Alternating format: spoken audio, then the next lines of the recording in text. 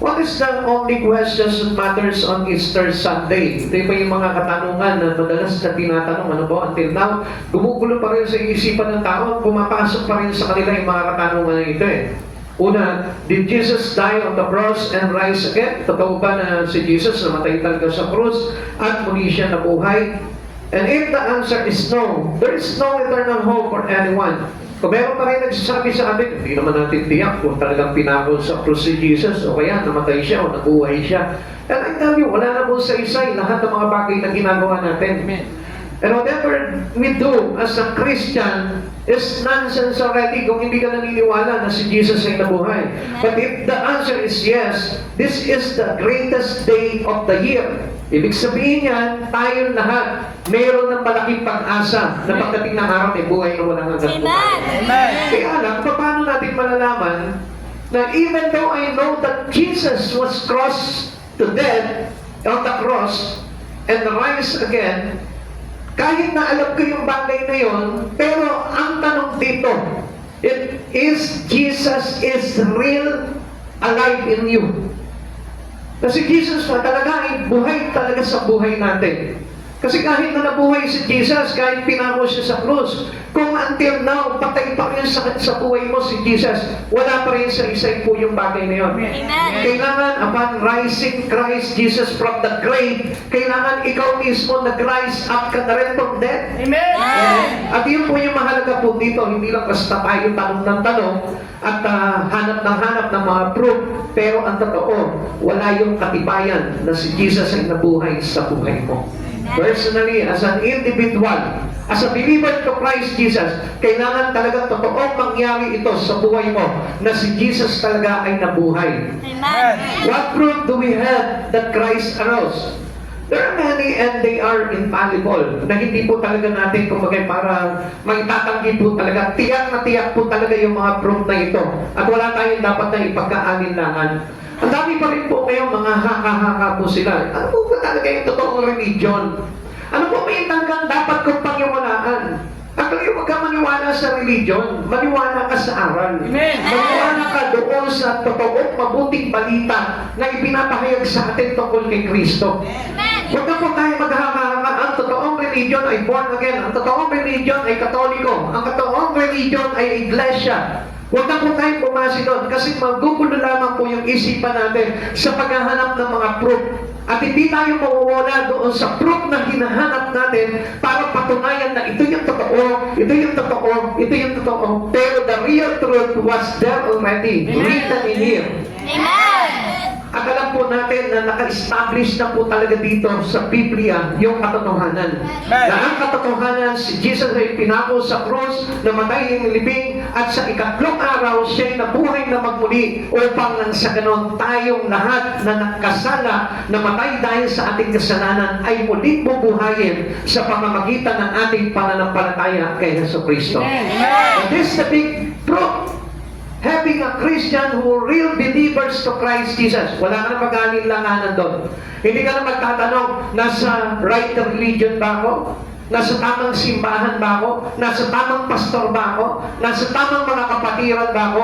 Huwag ka na maghanap ng mga ganong bagay. Basta nakita mo ang katotohanan na nakasaad dito sa Biblia na si Jesus ay pinako sa krus sa ikatlong araw, siya'y nabuhay na magmuli, umakyat sa langit, at naluklok sa kanan ng Amang nasa langit. Doon pala kapag ka naniniwala ka noon, ibig sabihin, ang nagpahayag nito ay walang iba, kundi ang Espiritu ng Diyos na nagbigay sa iyo ng kaunawaan sa mga bagay na ito. But if you still have a question in your mind that makes you doubt upon this reading the Bible, I tell you, malaki ang problema mo talaga. Kahit anong hanapin mong proof, hindi ito makakasapat sa iyo. It won't satisfy your soul. Bakit? Kasi yung proof was there already. Nangyari na. Amen. It is being fulfilled dahil doon sa cross ng ating Panginoon. What are some of them? Ano po ba yung mga bagay-bagay nito? Ano po? Na naging proof po sa atin na dito pa lamang sapat na po ito eh. Number one, the tomb that had been sealed and guarded was found empty. Nakita po ito, nasaksihan po ito nila Maria Magdalena na mga alagad, nasaksiyan po nila ito that the tomb of Christ, yung pinaglibingan po kay Kristo, is empty grave. Amen. Wala na po doon yung katawan ni Jesus.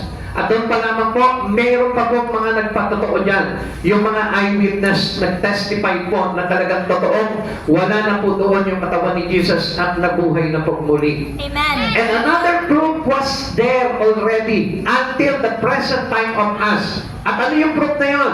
That the church exists today. Alam niyo po ba kung hindi talaga nabuhay si Jesus? Wala ito eh. Amen. Wala tayo.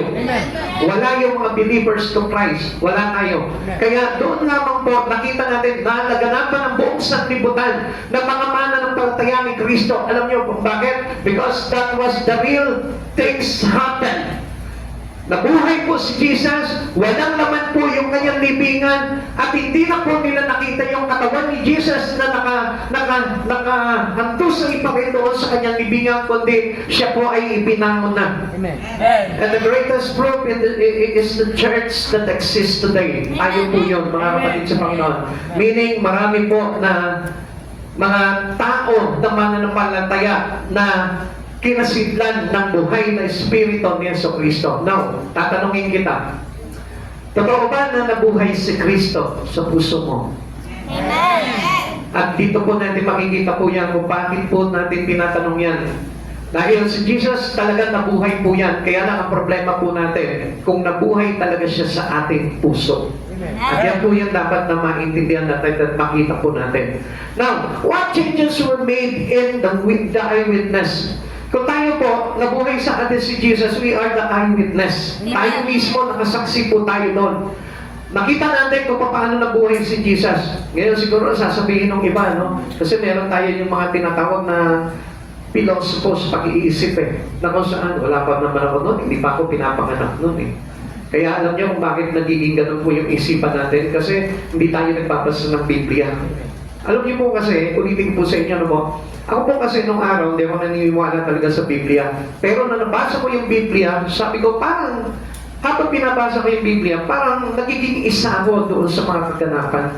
Makikita niyo yan. Kapag kayo nagkaroon kayo ng desire na basahin po itong Biblia, from the start up to the end of this Bible, pag binasa mo po ito, makikita mo parang kasama ka ng mga alagad, kasama ka nila Moises, kasama ka na nakipagkatagpo doon sa kay Yahweh. Makikita mo yung lahat na yon.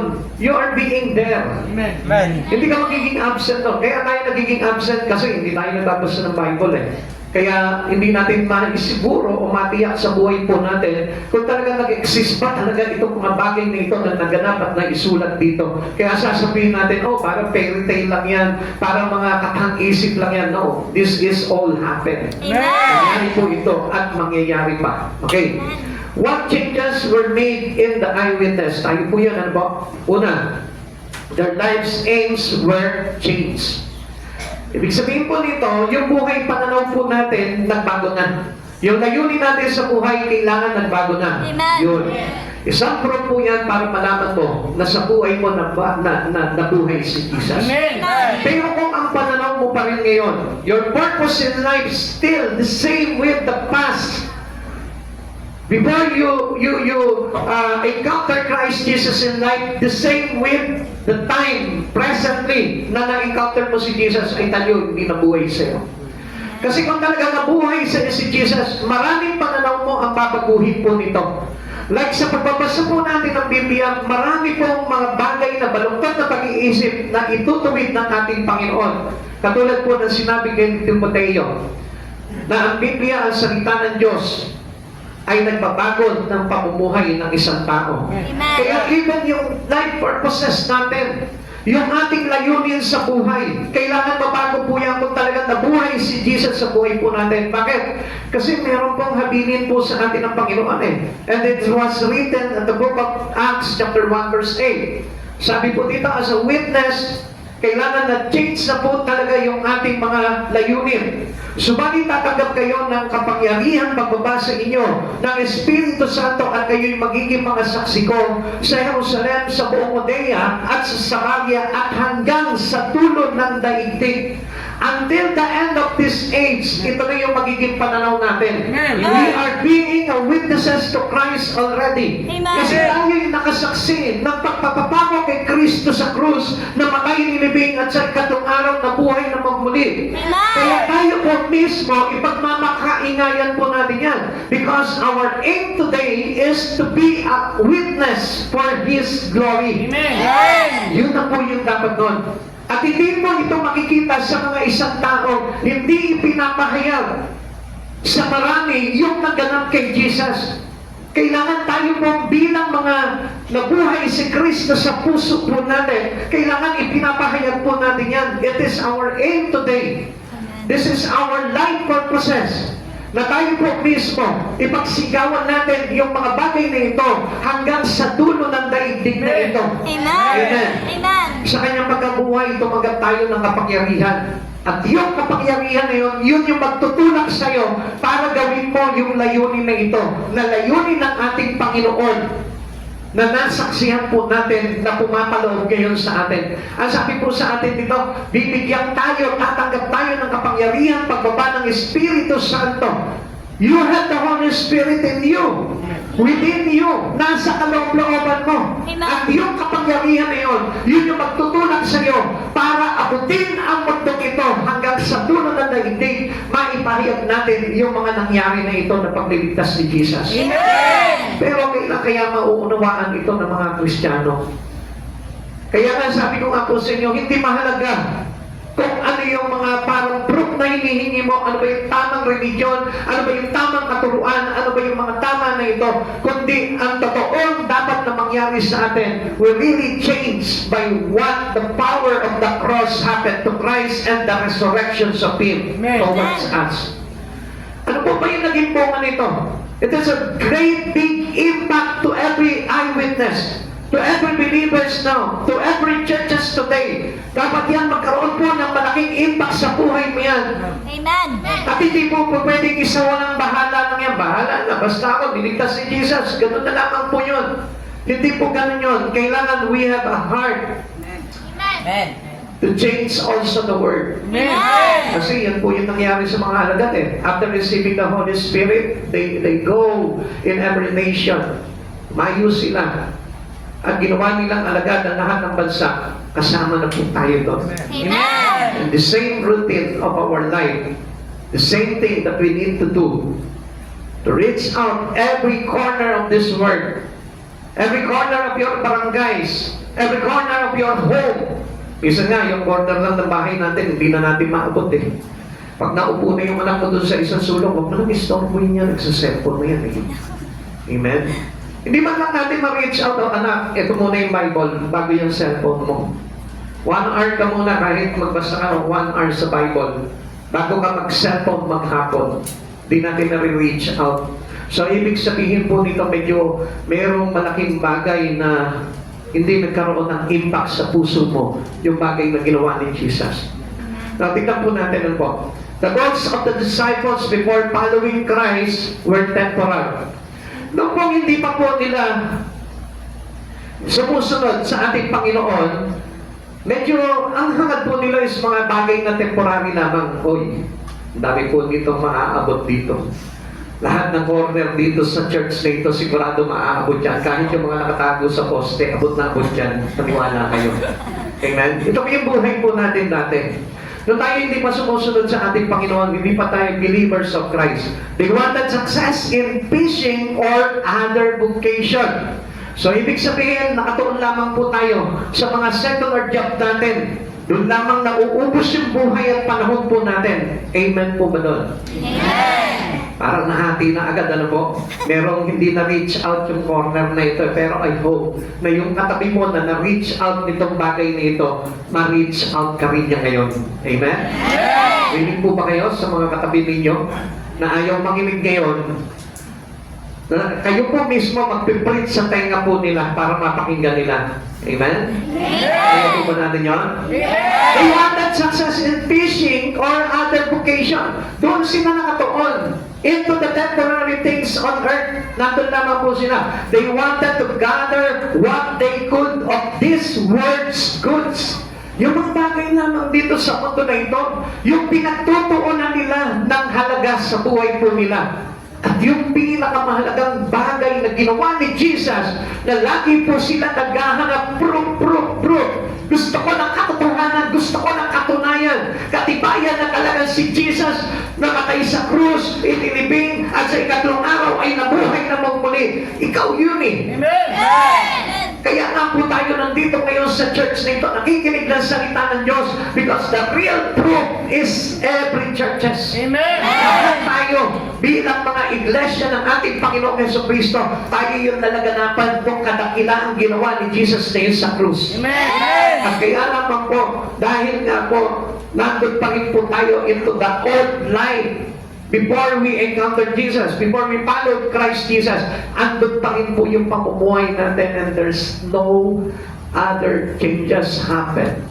Walang bagay na nangyari. So, ibig sabihin nun, hindi nakapasok sa'yo yung espiritu ng ginawa ni Jesus sa krus. Amen. Sayang. Yun yung napakalaking panghihinayang na dapat na maramdaman ng isang Kristiyano na hindi nalaganapan ng pagkabuhay ni Jesus. Supposed to be every one of us will be saved already. Pero sinasayang po ng ilan yun because they don't wanted to be a witness for Christ. They don't wanted to accept that what Christ done. Ayaw nila tanggapin yun eh. Okay, tinatanggap nila, pero ayaw nila papasukin sa puso nila. Jesus want to barge into your life. Amen. Gusto niya eh. Halos talagang sinasadya ka na nga ni Jesus para lang pag-iwalaan mo ito, magkaroon ng impact sa buhay mo ito, pero hindi natin ito napapahalagaan. Why? Kasi nandun pa rin po tayo sa goal natin temporarily. Nandun pa rin lahat ng pag-asa mo. Nandun pa rin yung buhay mo. Nandun pa rin umiikot yung araw-araw mo. Kaya hindi tayo ma-reach out ng mga bagay na ginawa ni Jesus. The goals of the disciple after trusting Christ were eternal. Kapag nagtiwala na po tayo sa Panginoon, tayo po mismo magkakaroon na tayo ng mga bagay na kumbaga parang pagsusumikap sa mga bagay na eternal. Kaya kung mapapansin natin, those who trust God, looking forward for the eternal things already. Yun na yung kanyang pinagsisikapan. Baliwala na sa kanya yung mga bagay-bagay yung ginagawa niya pang araw-araw. He has already a lot of time for Christ Jesus. Amen. Meron na siyang maraming panahon pagdating sa ating Panginoong Jesucristo. At hindi na nakukulangan yung panahon niya pagdating kay Lord. Amen. Hindi niya makakatiis ng halos hindi niya po nakakausap ang Lord. Hindi na makakatiis po nito na kung saan hindi kumakain yung kanyang espiritu at kaluluwa ng mga bagay na eternal. Kaya nga kung mapapansin po natin yan, lagi kang kumbaga parang striving for the holiness of God, striving for the Spirit of God already. Parang uhaw ka palagi, hunger and thirst ka palagi sa mga bagay sa Panginoon. Why? Because you are looking forward into the Spirit, into eternal life. Amen. Doon tayo nakatuon lahat palagi. Amen. Hindi na pwede yung isang araw lilipas na wala si Jesus sa buhay mo. Isang araw na lilipas na hindi mo man lang napuli ang Panginoon sa buhay mo. Hindi po na pwede po yun. Kapag tayo po ay nagtiwala na po tayo sa Panginoon, we are looking forward into eternal things. Amen. Hindi na po doon sa mga temporary things. Yung temporary things, andyan na lang yan. I-enjoy mo na lamang po yan. Pero ang pagtutuunan mo na, especially this seasons of our life, na malapit na dumating ang Panginoon, itutuon mo na yung buhay mo sa mga bagay na makalangit. They wanted to learn more about Him, to gain more in His kingdom. Gusto na nila matutunan yung mga bagay na paghahari ng Diyos sa buhay nila. Paano ako paghaharian ng Diyos? Paano ako mamumuhay na parang nandun na sa langit ngayon? Yun na yung dapat na pinagsisikapan natin. Paano yun yung dapat may real attitudes towards Him, towards the words of God, towards the brethren, towards the believers of Christ. Ano na ba yung talagang dapat kong maging ako sa harapan nitong mga bagay na ito? Ano na ba yung magiging ako, yung magiging ako mismo sa harapan ng aking panalangin sa ating Panginoong Jesucristo, sa aking pag-worship? Halos hindi napapahalagahan po yung bagay na yun. Halos kapag nag-worship tayo, sige, worship lang. Pinatataas na yung kamay natin, ayaw pa natin magtaas ng kamay. Pinapipikit na yung mata natin, ayaw pa natin pumigil. We're not interested about our developing in our spirit with God. Ayaw natin, parang ayaw natin na mas lumago tayo sa Espiritu. And supposed to be, this is how we are looking forward already. Yung mga things above. Amen. Yun yung mga bagay na dapat na natin pinagtutugunan ng pansin na ngayon. Amen. Ngayon kung tatanungin ka, gaano na ba yung kita mo pagdating sa mga bagay kay Kristo? Gaano na ba yung earnings mo pagdating sa mga bagay eternally? Dahil ang kadalasan pinag-uusapan natin, kamusta na yung sweldo mo? Malaki na ba yung sweldo mo dyan? Malaki na ba yung kita mo? Sa buong taon, annually, magkakano na yung kinikita mo? Yun pa rin po yung ating usapan eh. And supposed to be, dapat ang pinag-uusapan natin, meron ka na bang mansyon sa langit? Nakatitiyak ka na ba na ikaw ay mapapabilang sa paghahari ng Diyos pagdating ng araw? Two of them wanted to sit on either side of Him on His throne.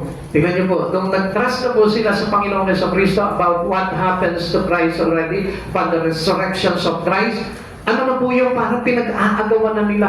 Yung upuan. Amen. Amen. Whom sit beside Christ Jesus. Kung sino po yung uupo sa kanan, sa kaliwa. Yun na yung pinag-aagawan nila. Hindi na sinabi, uy, basta paglabuo sa pagpapala si Lord, akin yun ha. Ako muna sasano ha. Kailangan akin muna yung mga pagpapalang ibubuhos mula sa langit. Akin muna yung 100-fold of blessing dito sa mundo. Tsaka na yung eternal life. Kapatid sa Panginoon, if you are already trusting Him, there's changes in our mindset or in our aims. Makikita mo na yan na pagsisikapan mo na sa araw-araw mo, iniingatan mo na na kailangan magkaroon ako ng buhay na walang hanggan. Amen. Kailangan lumago ako sa Espiritu ni Jesus. Kailangan lumago ako sa pag-ibig ng Diyos na ito. Amen. Sino po dito yung mga Kristiyano matagal na pero hindi pa marunong umibig? Marami po sa atin ganyan, nasaksiyan po natin yung pag-ibig ng Diyos. For God so loved the world, He gave His only begotten Son, namatay sa krus. Pinako sa krus, namatay, inilibing, at sa ikatlong araw na buhay dahil sa pag-ibig niya sa iyo. Amen. Tatanungin kita sa oras na ito, gaano na kaalam yung pag-ibig mo pagdating kay Kristo? Iba nga, kung minsan Kristiyano ka na, pero nagbibira ka pa eh. Amen? You always put condemnations to a person. Kapag ka meron siya fault, naku, malito ganito, nabasa ko sa ganito, ganyan eh. Okay lang na maging corrective tayo. Pero ang gusto ko na malaman mo, lagyan mo ng pag-ibig yung pagko-correct mo. Amen. Because God is willing to spend His love for you. Gusto niya ubusin nga sa atin yung pag-ibig ng Diyos eh. Kaya nga alam niyo, kapag tayo nag-trust na sa Panginoon, dapat alam mo na kung paano ka umibig sa mga bagay na ito sa Panginoon. Amen. Iniingatan mo na, iniibig mo na yung aral ng Diyos, iniibig mo na yung mga kapatiran mo, iniibig mo na lahat ng mga panahon na ipinagkakaloob sa atin ng Panginoon. Hindi yung winawish lang natin, Sunday yun, mas mahalaga yung outing ko ngayon. Kasi Holy Week, pagkabuhay, kailangan mabuhay ako sa resort. Hallelujah, praise the Lord. Holy Week, Holy Home. Holy Week, Holy Job. Holy Week, Holy Friendship. Ganun yung nangyayari sa atin. Nasa iba yung pagiging holy natin. And supposed to be dapat, sorry po sa mga tamaan, pero ito po ang pagkakorek ko ay pag-ibig ng Diyos para tayo maituwid sa mga pagkakamali. Amen. At yun naman po si Jesus eh. Kaya nga itong dalawang alagad na ito, tingnan niyo po ha, nagdi-decide na po sila, kumaga parang, Lord, gusto namin, ako yung sa kanan, sabi ni John at ni James, ano po. Ako naman yung sa kaliwa. Nagtalo po sila. Amen? Pinagtalunan po nila yung mga bagay na yun, pero kinorek sila ng Panginoon. Ang mga bagay na yan, ang Diyos ang dapat. Hindi ako nakakaalam dyan. So, dito pinapakita ng Panginoon sa atin, dapat that we must put our aim, our purpose, into the things eternally. Doon sa mga bagay na maglalagay sa atin sa buhay na walang hanggan. Kaya nga, yung correction ng Lord, showing to every Christian His love. Kung parang kapag kinorek ka ng Diyos dito sa mga bagay nito, ibig sabihin niyan, tinutupak ng Diyos yung lakad mo papunta sa mga bagay sa eternal. Kaya kung mapapansin po natin, walang tigil po ang pagkakorek sa atin ng Lord, no? Bakit? Kasi nandun pa rin tayo sa temporal. Yung buhay natin, nandun pa rin sa mga bagay na temporary. Doon pa rin tayo nakatuon. Kaya walang sawa ang Panginoon sa pagkakorek sa atin ng pagdidisiplina. Amen. And until the day comes na dumating ang Panginoong Jesucristo, meron pa rin hatol ang Panginoon doon. Mark chapter 10 verse 37, sumagot sila, sana po ay makasama kami sa inyong karangalan at maupo ang isa sa kanan at isa sa kaliwa. Tingnan niyo, ang taas na po ng gusto nila mangyari. Naibsan na yung kanilang pananaw na, Lord, total, naglilingkod na kami sa iyo ngayon, Lord. Pakimahanin mo yung pamilya ko, Lord, yung mga anak ko, Lord, gusto ko maging successful yan. Lord, yung gusto ko talaga maging sikat na ganito yan. Ganun na po tayo ngayon eh. Pero hindi natin hiniling sa Panginoon, Lord. Since I'm trusting you now, Lord, alalahanin mo yung anak ko, Lord. Gusto ko makakilala at maglingkod din sa ito. Hindi ba yun? Anak, pagpati mo yung pag-aaral mo, dami mo natin medal, no? Di ba? Grabe yung bata na yuko na nakuha ng gano'n. Habang yung isang wala man lang isang medal. Tingnan niyo naman po yung purpose ng buhay mo yun. Ano ba yun? Tinuturuan ka lang magka-pride. Uy, order ako. Pakikita mo hanggang sa Inasal, hanggang sa McDonald, hanggang sa Jollibee, nakasuot yung isang damakmak na kamedal. Ito ba yung gusto ng Lord sa atin? Yung ipagyabang po na, sorry po, bato-bato sa langit ha, yung mga naglalakad sa plaza, nagsuot pa yung medal po nila. Hindi naman po pinagmamalaki yun eh. Ipinagpupuri po natin sa Panginoon Lord. Lord, thank you for giving me all wisdom. Amen. That I receive this medal, O God. Amen. Alay ko sa iyo ito, Panginoon. Mas lalo ako magtilingkod sa iyo, Lord. Ihandog mo sa Panginoon, hulog mo sa box para masala natin. Amen. Ano? Hindi naman tanggap ng ibang mga estudyante na kapasimangot na ngayon. This is how God gave us the spirit of trust. At hindi yung kumagay para dapat magkaroon tayo ng trust and not trash. Amen? Amen. Put your trust in the Lord and not put your trust in God. Amen. Pinapasukan natin yung mga bagay sa Lord. Kapalit lamang ng mga bagay na ambisyon natin dito sa mundo ito. Nakita po ba natin yung mga kapatid sa Panginoon? Samantala ang Lord gusto tayo iligtas lahat ng mga bagay na ginawa niya. Hindi lang ang Lord, kung papasinin po natin, no? Hindi lang nag-tumbling ang Lord yan eh. Hindi lang siya umilag sa mga bana, parang Matrix. Di ba? Hindi lang gano'n ang Lord eh. Kundi talagang sinalo niya lahat ng mga sipati, sinalo niya yung mga hagupit, sinalo niya yung pagpapango sa krus, sinalo niya lahat ng papabato sa kanya, pagpapabubog sa kanya, para tayo maligtas. And then, so, anong nangyari? Nineglect eh. Yun yung pinakamasakit doon eh. Yung mas nakatuon pa rin tayo doon sa mga bagay na temporary. Instead of trusting Him already, Lord, bahala ka na sa future ko.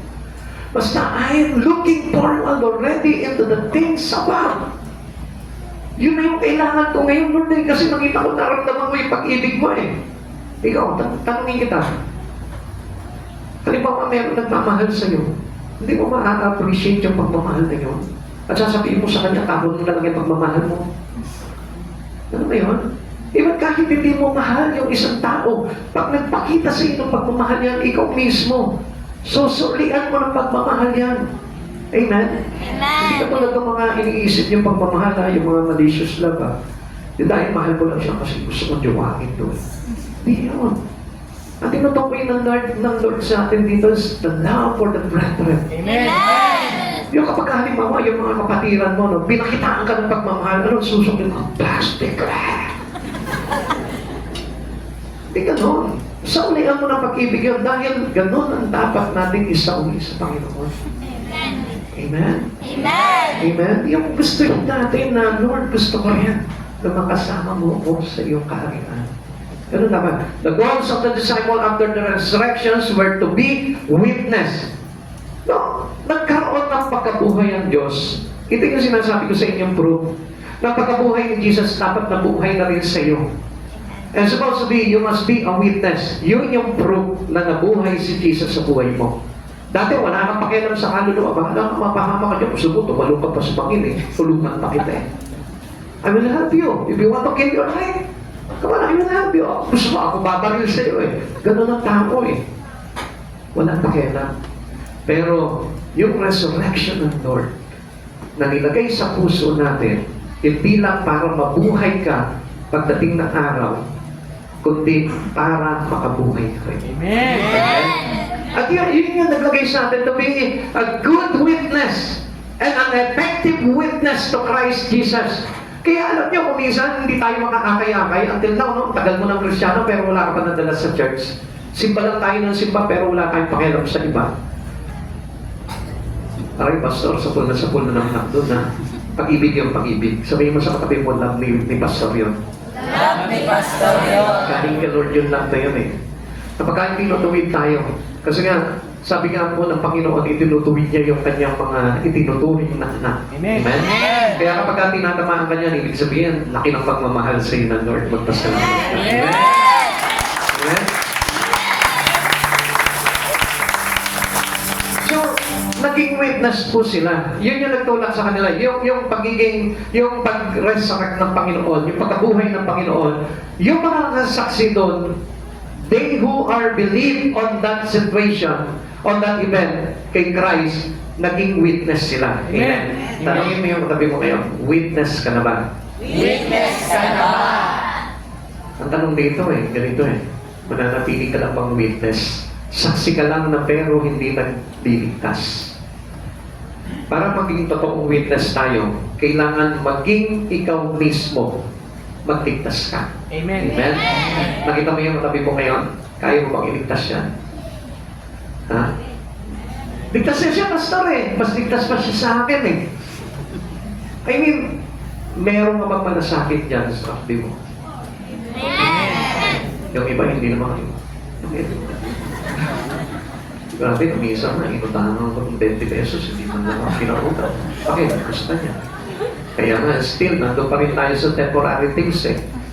Wala pa rin tayo doon sa trusting and the resurrections were to be witness for Him. Wala pa rin doon. And supposed to be, if you are truly a witness, yan katabi mo ngayon, o kahit na sino man dito, dapat ikaw mismo mag-aalaga sa kanya. Hindi ka yung mister mo, nawawala sa Panginoon. Uy, asawa mo, nawawala ka sa Lord. Halika, magsisimba na tayo ulit. Amen? Uy, kaibigan ko, medyo nalilibang ka na sa pagsiselfone mo. Tigilan mo muna yung mobile legend na yan. Halika, magsisimba muna tayo ngayon. Ganon po yun eh. Amen? Yun yung naging proof ng resurrection. Hindi pa yung magsimba ka naman, aawayin mo. Hindi ka na nagsisimba, demonyo ka na eh. Eh paano magkakaroon ng pag-ibig yung pagkabuhay ni Kristo sa puso mo? Hello? Pwede bang makapakinig ng amen dyan? Amen! Dinidemonyo ka na kasi, kagato ka na ng demonyo, kaya hindi ka na nagsisimba eh. Ang sarap mong umibig. Malademonyong pag-ibig. Hello? Ang pag-ibig, yung bang nakikiusap. Amen? Sino ba dito yung may pag-ibig sa puso pero sinusumbatan yung iniibig niya? Ha? O yun na, wala na makailing, ano? Sigurado lahat tayo, ganyan eh. Yung pag-ibig natin, ganyan eh, ano ba? Kasi yung pagkabuhay ni Kristo, walang simbat dyan sa atin. At yan yung naglagay sa atin para mamatay man tayo, tayong mga sumasampalataya ay muli niyang bubuhayin. Amen. Amen? And that was the love of God. At tayo bilang tayo, nabuhay sa atin si Kristo, dapat ano na yung pinupulpil ng pag-ibig natin? Ito yun. They wanted to fulfill the Great Commission. Yan. Yun talaga dapat po talaga ng pag-ibig ng pagkabuhay ni Yesu Kristo. Dapat tayo po mismo, ipinupulpil natin, isa na pamumuhay natin, yung Great Commission. Ang sabi ng Mateo 28, verse 18 to 20, ibigay na sa akin ang lahat ng kapangyarihan sa langit at sa lupa, kaya tumayo kayo, gawin ninyong alagad ko ang lahat ng bansa. Bautisman ninyo sila sa ngalan ng Ama, ng Anak, ng Diyos Espiritu Santo, at tandaan ninyo, ako'y laging kasama ninyo hanggang sa dulo ng sanlibutan. So this is how our Lord, from the resurrections, giving love for every eyewitness. Tayo dun, kapatid sa Panginoon. Yun na yung dapat na ginagawa natin. Ang tanong dito, totoo ba na nalaganapan ka ng pag-ibig ng pagkabuhay ni Yesu Cristo? Pakitanong mo yung tabi mo. At pag sinagot niya, Amen, they wanted to represent Christ to a lost and troubled world. Yan na po yun. Kailangan tayo na po yung magiging representante ng Panginoong Yesu Cristo para sa mga taong naligaw, para sa mga magulong mundo, o sa magulong pamilya natin, o sa magulong takabing ngayon. Amen. Amen. Dala na natin sa kanila ngayon yung kaligtasan. Amen? Amen. Ano ang gagawin nyo? Amen. Sino makagagawa nitong bagay na ito? Being proof na tayo po talaga ay naniniwala na si Jesus Christ ay nabuhay na sa buhay po natin. Lahat po tayo dapat ginagawa natin yan. Number 2, their anticipation about the future change. Yung kanilang pag-asa. Sa hinaharap, nagbago na rin po yan. Kanina sabi po dito, what changes were made in the eyewitness? Ano yung pagbabago po sa mga nakasaksi ng pagkabuhay ni Jesus? Their lives aim were changed. And number 2, their anticipations about the future change. Ano po ba yung mga nabago doon? Gawa chapter 1 verse 6 to 11. Ulitin po natin. Na magkatipon si Jesus at mga alagad, nagtanong si Jesus, nagtanong sila kay Jesus, Panginoon, itatatag na po ba ninyo muli ang kaharian ng Israel? Sumagot si Jesus, ang mga panahon at pagkakataon ay tinakda ng Ama sa kanyang sariling kapangyarihan at hindi na kailangan pang malaman ng ninyo kung kailan iyon. Subalit tatanggap kayo ng kapangyarihan pagbabasa inyo ng Espiritu Santo at kayong magiging mga saksi ko sa Jerusalem, sa buong Judea at sa Samaria hanggang sa dulo ng daigdig. Pagkasabi nito, si Jesus ay iniakyat sa langit habang ang mga alagad ay nakatingin sa kanya at nakatakpan ng ulap habang sila'y nakatitig sa langit at siya'y inaakyat. May dalawang lalaki na kaputi na lumitaw sa tabi nila. Sabi nila, kayong mga taga-Galilea, bakit kayo nakatayo rito at nakatingin sa langit? Itong si Jesus na umakyat sa langit ay magbabalik gaya ng nakita na pag-aakyat niya. Now, ano na po yung kanilang anticipation? About our anticipation, our hope in the future, kailangan mabago na. Tayo dati, ang pagtitiwala lamang natin sa buhay na ito.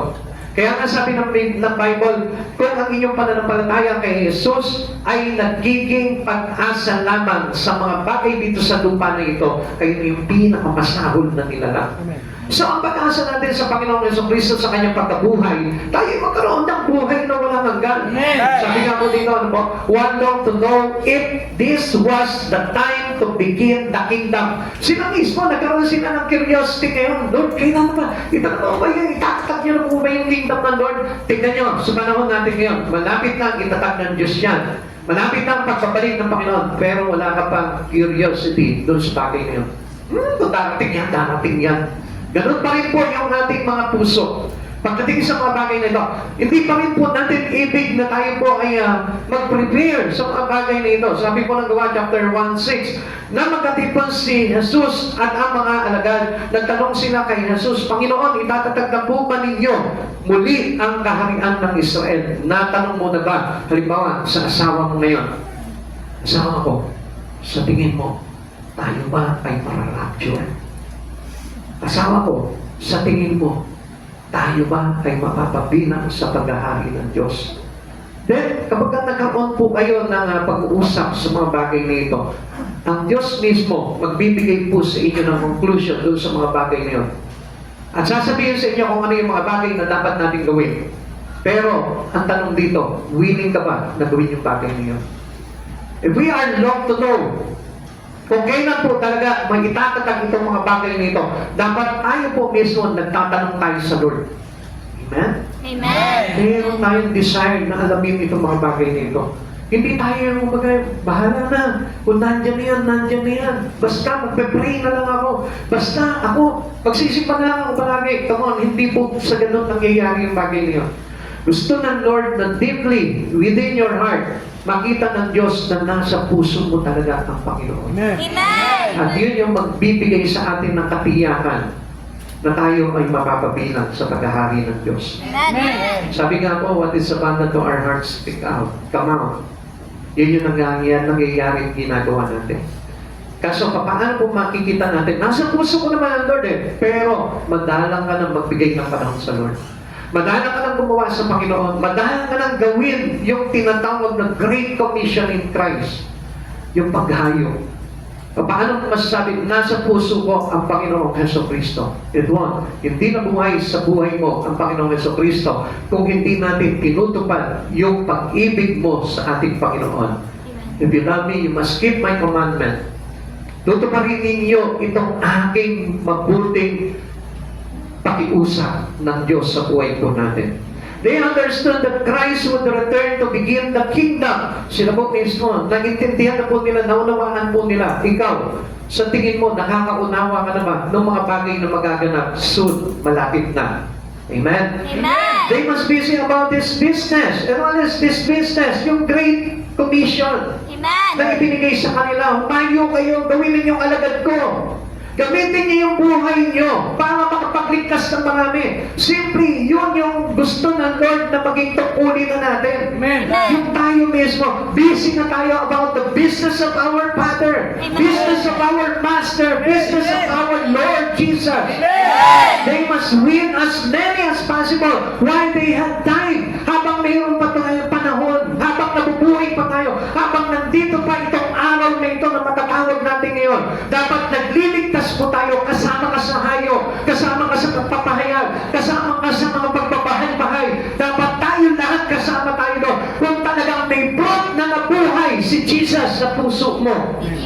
Lagi nagsa-celebrate, Jesus is alive, Jesus is alive. Ang dami po sumisigaw, Jesus is alive. But the question is really Jesus is alive into your heart? Nabuhay pa talaga siya sa puso mo? Kahit paulit-ulit na mabuhay si Jesus doon sa kanyang pagkamatay sa krus, gusto kong malaman mo, walang sa isa iyon kung hindi siya mabubuhay sa puso mo. Amen. And the proof is to be one of His witness. Amen. Yung kasama po tayo doon sa business ng ating Panginoon. They must have holy lives while awaiting His return. Amen. Malapit na dumating ang Panginoon. At ang Lord, nagdedemand na sa atin na mamuhay tayo sa kabanalan. At hindi po natin masusumpungan ang kabanalan na yun doon lamang sa pang-araw-araw natin ginagawa sa buhay dito sa mundong ito. Ang kabanalan masusumpungan natin doon sa pagsunod natin sa mga bagay kay Kristo. Amen. Love Christ Jesus with all your heart.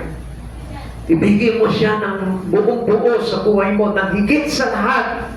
At doon po natin masasaksiyan yon na tayo po talaga we anticipate our life, our future someday in Christ Jesus. Amen. Ganun po yun eh. Until now, alam nyo, hindi nyo pa rin alam kung ano yung gusto nyo sa buhay natin. Until now, naguguluhan pa rin yung buhay na kung paano kaya ito. Baka mamaya hindi ako yumaman pagdating ng araw. Baka mamaya hindi ako maging successful. At doon pa rin tayo, kapatid. And we must know that Jesus is near, very near to come. Amen. Malapit na po talaga. Sabi po ng Gawa, chapter 1, verse 11, sabi nila, kayong mga taga-Galilea, bakit kayo nakatayo rito at nakatingin sa langit? Itong si Jesus na umakyat sa langit ay magbabalik gaya na nakikita ninyong pag-akyat niya 2,000 years ago. The two angels speak to them. Sabi nila, bakit kayo nakatingin pa dyan? Nakatayo ka dyan, nakatitig kayo sa langit. Ito si Jesus na umakyat ay muling magbabalik 2,000 years ago na yun na naganap. Amen. At alam natin, ang sabi nga po dito sa Biblia, every 2,000 years may nagaganap. And the last event that will happen soon is yung pagbabalik na ni Jesus. Amen. 2,000 years ago. This is the nearest time about Jesus is coming. Pero, ang tanong dito, natigatig ka na ba para maghanda sa pagbabalik ng ating Panginoon? Hanggang ngayon, ang inaatupag pa rin natin, yung mga temporary things na, ang sabi ng Biblia, all things shall pass. Amen. Kapatid, yung salita ng Diyos ang pinanghawakan natin para maligtas tayo. Amen. Sabi po ng 1 John chapter 2:28, kaya nga, mga anak, manatili kayo sa Kanya upang maging panatag ang ating loob sa muling pagparito niya at nang hindi tayo mahiya sa Kanya sa araw na iyon. Ito yung nakakalungkot eh. Baka mamaya pagharap natin sa Lord, tiwala tayo na nagawa na pong pala natin. Akala natin nagawa na natin yung talagang kasapatan. Pero pagharap natin sa Lord, I didn't know you. Hindi kita kilala. Kayo mapaggawa ng masama, lumayo kayo sa akin. Batid sa Panginoon, that was a sudden praise in the Bible na marinig mo. Dapat marinig mo, well done, my good and faithful servant. Ang tanongin, naglingkod ka na ba? Ang pag-church ay hindi pa paglilingkod. And we better know that. Open your mind. Baka akala mo, yung pagsisimba natin ay paglilingkod na sa Panginoon. We do our purpose in life. And we anticipate our future to be changed. Alam niyo kung paano? Na yung buhay po natin, nilalagak na po natin sa Panginoon. At sa paglalagak na yun, yung buhay natin effectively nagagamit na. The reason now, alam niyo kung ano dapat? Na maging dahilan dito mga bagay nito, tayo po mismo, Lord. Ito na ako, kaisa mo na ako na nag-aakay, nagliligtas ng mga kaluluwa. Yun po tayo dapat eh. Come on. Tatanungin kita sa oras nito. Gusto ko po na masinsinan tanong ng tayong dalawa. Kung ikaw man po yung bukas ang tenga ngayon, tatanungin kita, wala ka ba bang interest na ipagamit ang buhay mo sa Lord? Tatanungin kita ulit, wala ka bang interest na maghandog man lamang ng panahon mo sa Panginoong Jesucristo?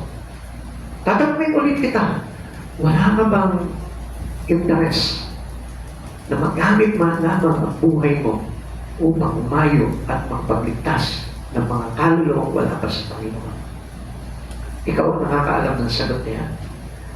At kung ang sagot mo ay wala, I tell you, kailanman hindi nabuhay si Jesus sa buhay mo. Amen. At alam niyo po ba kung ano ang halaga ng tinatawag na resurrection of Christ?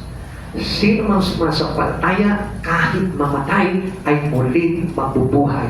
Because Jesus is our resurrection and we will be resurrected too. Amen. Eh, paano kung hindi ka sumusunod? Paano kung hindi ka nagtitiwala sa Kanya? Paano tayo mabubuhay na magmuli? Kaya nga, isipin mo sa oras na ito, saan mo gustong gamitin lang ang buhay mo na yan? Being an eyewitness to the gratefulness of Jesus done, dapat alam mo na kung paano ang buhay ng isang taong nalaganapan ang pagkabuhay ni Jesus, kung paano niya ginagamit ito. Amen. Number 3, their attitudes towards each other change. Maging yung attitude mo na ngayon. Come on, ito yung nakita ko hindi magandang attitude towards your church. Ano po yun? Hindi po ako fault finder, ano po? Pero napansin ko lamang po ito eh. Kasi ang sabi po dito ng Panginoon is to serve one another and you must have one accord. Amen. Pag sinabing nakikipag-isa, kaisa, united in the Spirit of God. Tingnan mo ito, kapatid sa Panginoon. Matagal na po tayo nagsisimba, matagal na tayong Kristiyano, pero madalas nakakakita po ako ng ganito pa rin. There's no fellowship with our brethren. Bakit? Ano nangyayari? Pagkatapos ng church, uuwi na agad. Wala man lamang kinausap, wala man lamang nakatawanan, wala man lamang pong nakapusuan bilang magkakapatid kay Kristo. And our attitude must be surrendered to Jesus already. Amen. Kailangan mabago.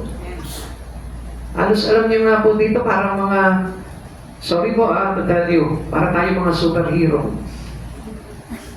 Pagkatapos ng church, biglang naguhulasan, yung isa lumipad ng paganoon, yung isa ang bilis na parang hangin. Di ba? As fast as the bullet, pagka wala sa church, come on, hindi ganon ang totoo mo.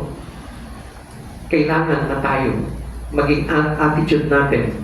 They were now all of one accord. Hindi yung solo ka lang, aakyat ka ng church, wala kang pakialam sa lahat, wala kang kakilala, wala kang kaibigan. Wala kang tinuturing na kapatid. Kapananampalataya. Yung pastor nga, halos nakikita na, dadaanan, nandiyan si pastor. No. Hindi niyo po ba nakita yun? Na dapat tayo po mismo, uy, sister, kamusta po kayo? God bless you. Uy, kamusta brother? Ang gwapo mo ngayon. Yung ganun yung mga attitude na kailangan natin in church eh. Ay, praise the Lord! Pinapaganda ka ng Panginoon. Makikita mo na meron siyang fellowship, bringing joy to every Christian. Hindi ba yung mahal na tapos na sige pagsimba, uwi na tayo.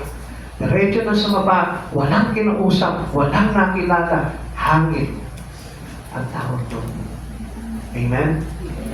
At ang tawag doon bilang Kristiyano is a superhero Christian. As fast as a bullet. Amen?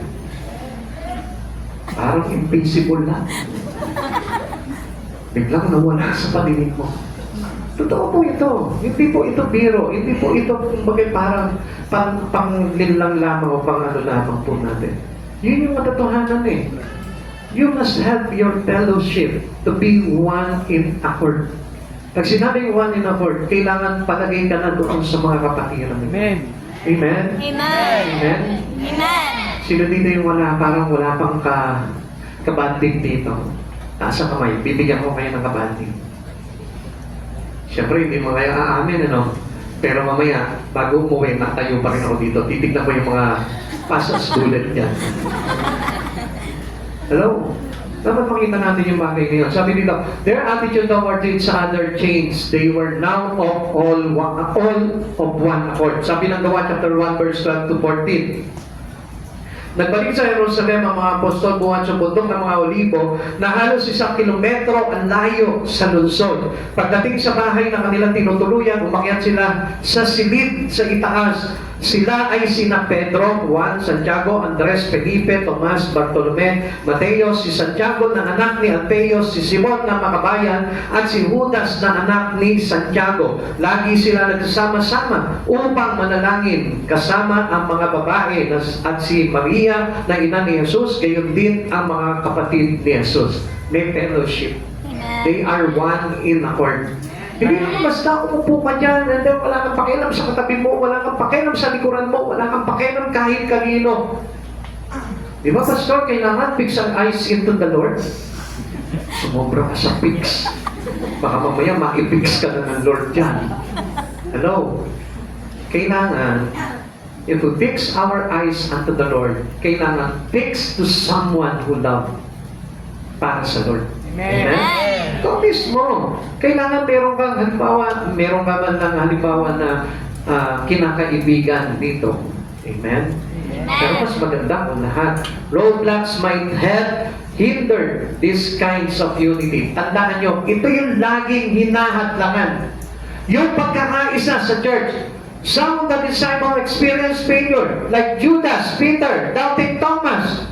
Ang daming mga nilalagay sa kanilang hadlang. Ikaw, tatanungin kita sa oras na ito, hindi ba ang daming nilalagay sa isipan mo na kung ano-anong bagay?